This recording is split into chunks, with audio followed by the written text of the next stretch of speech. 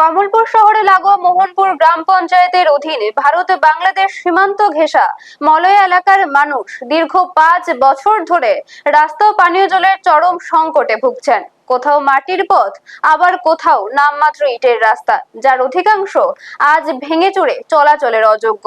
বারবার মোহনপুর গ্রাম পঞ্চায়েতের দ্বারস্থ হয়েও প্রতিকার মেলেনি, এসেছে কেবল একের পর এক ফাঁকা আশ্বাস।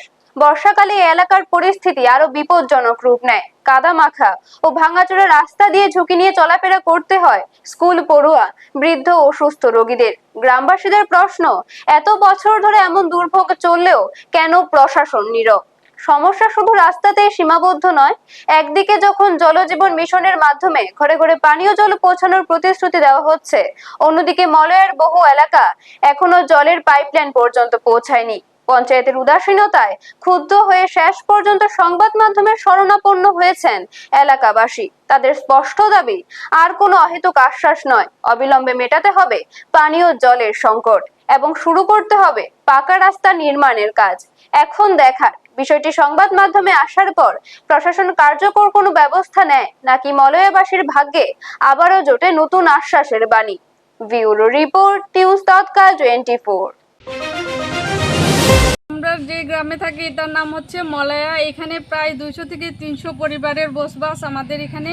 কিন্তু আমাদের মেন সমস্যা হচ্ছে এই রাস্তা। বৃষ্টির দিনে রাস্তা জল জমে, বাচ্চারা স্কুলে যেতে পারে না, লোকজন যাতায়াত করতে খুব সমস্যা হয়। আর জলেরও অসুবিধা, কারণ পাইপলাইন ঘরে ঘরে পৌঁছায়নি এখন পর্যন্ত। এটা আমাদের একটা সমস্যা। আমরা চাই যাতে খুব তাড়াতাড়ি এই সমস্যার সমাধান হয়।